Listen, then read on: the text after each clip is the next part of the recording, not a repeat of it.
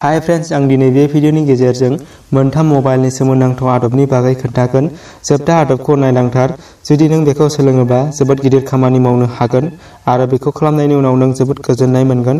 होनब्ला फैदो लोगोफोर, भिडियोखौ जागायनोसै। लोगोफोर, गिबि आदबा बियो मबाइलनि रेडिएसन एबा SAR। नों नोंनि मबाइलखौ माबायदि चेक खालामनो? लोगोफोर, जुदि SAR आ बारा जायोब्ला केन्सारबो जानो हागौ। बेयो जोबोद गिनो गोनां। SAR नायनो थाखाय नों मा खालामनांगोन आरो बेसेबां थानांगौ बेखौ आं खोन्थागोन। बेयाव लाबोनानै डायल खालामदो *#07, बिनि उनाव #। दानिया बेखौ डायल खालामनोसै। जेब्ला बेखौ डायल खालामगोन, बेयाव मोनसे बक्स फैगोन आरो नोंनि मबाइलनि SAR खौ खोन्थागोन। गिबियाव बेयाव लिरनाय दं नोंनि मबाइलनि SAR आ बेसेबां जानांगौ। इन्डियानि हिसाबै बियो 1.6 वाट/किल'ग्राम जानांगौ आरो नोंनि मबाइलाव थानाया बियो जेरै आंना बेयाव होनाय दङ 0.710 वाट/किल'ग्राम। जुदि बेयाव 1.6 वाट/किल'ग्रामनि बांसिन जायोब्ला नों गिनांगौ। बिनि थाखाय नों मबाइलखौ सोलायनांगौ, नङाब्ला कास्टमार सार्भिस सेन्टाराव लांनांगौ। अब्ला लोगोफोर, नों बेखौ थारैनो चेक खालामनानै नायथार।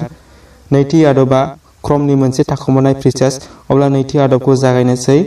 क्रम ब्राउजारखौ बयबो बाहायखायो। जुदि नोंनि मबाइलनि हिस्ट'रिखौ चेक खालामनोब्ला नों गोजौआव थुनानै होनांगौ नायनो थाखाय। अब्ला आं नोंनो मोनसे सर्टकाट आदब खोन्थागोन।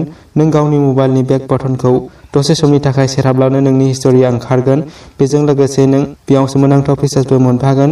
जुदि बेयाव जायखिजाया वेबसाइट अपेन खालामब्ला एबा नों गावनि क्रम ब्राउजाराव जायखिजाया वेबसाइट अपेन खालामब्ला, जेरै आं अपेन खालामदों, जुदि नों मबाइलनि बेक बाटनखौ गोलाव सेरहाब्ला, अब्ला नों बेयाव मोननै फिचार्स मोनगोन। मोनसेया हिस्ट'रि आरो गुबुन मोनसेया निउ टेब नुनो मोनगोन। होनब्ला नों गोजौआव जेबो खालामनो आरो लांनो गोनांथि गैया आरो गोलाव सम थुबाय थानो गोनांथि गैया। डाइरेक्ट नों गावनि हिस्ट'रिखौ दिहुनना नायनो हायो। बिनि थाखाय नों मा खालामनांगोन, बेयाव नों टाइप खालाम गावनि URL बक्सआव chrome:// बिनि उनाव /, बिनि उनाव इन्टार। दा बेयाव मोनसे मेनु खुलिगोन आरो नों बेयाव मोनसे सार्च खालामनांगोन बेक बाटन सार्च खालामनायनि उनाव मोनसे सेटिं फैगोन। अब्ला नों बेखौ इनेबल खालामना हो। बियो डिफल्ट थायो। अब्ला आं बेखौ इनेबल खालामबाय आरो इनेबल खालामनायनि उनाव नों बेखौ मोनसे अपसन नुनो मोनगोन रिलायन्स नाउ। बेखौ रिलायन्स ब्राउजार खालामदो। बिनि उनाव बे सेटिंआ एक्टिभ जागोन। बिनि उनाव जेब्ला नों क्रम ब्राउजारखौ अपेन खालामनानै बेक बाटनखौ सेरहाबगोन, नोंनि हिस्ट'रिया ओंखारगोन। आरो लोगोफोर, थामथि आदबा बेखौ नायदो। नों नोंनि मबाइलनि सेटिंआव लांदो। सेटिंआव लांनायनि उनाव एबाउट फनआव लांदो। एबाउट फनआव लांनायनि उनाव बेयाव नों मोनसे सेटिं मोनगोन सफ्टवेयर इनफरमेसन। दानिया बेयाव थुनानै हो। बिनि उनाव मोनगोन बिल नाम्बार। जुदि नोंनि मबाइलआ MI मबाइलब्ला मि पार्सन नाम्बार एबा नों बेबायदि नाम्बार मोनगोन जिखिजाया। अब्ला नों बेयाव 7 बार थुनानै हो। जुदि बेयाव 7 बार थुनानै होयोब्ला डेभेलपार अपसन नुजागोन। बे गोदान सेटिंआ बबाव मोनगोन बेखौ नागिरदो डेभेलपार अपसन। होनब्ला बेयाव नायदो सेटिंनि गाहायथाराव नुनो मोनगोन डेभेलपार अपसन।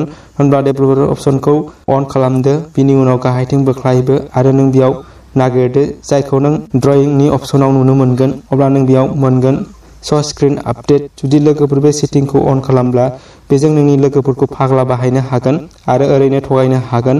जुदि बे अपसनखौ अन खालामब्ला स्क्रिनाव मोनसे आपडेट जागोन। बेबायदि जागोन मबाइल डिसप्लेखौ गाज्रि जानाय बायदि नुगोन आरो नोंनि मबाइलखौ लोगोआ नायनो बागोन आरो गाज्रि जाबाय सानगोन। बे मोनथिनाय नङा मबाइलआ मा फाग्ला बोरखो होननानै।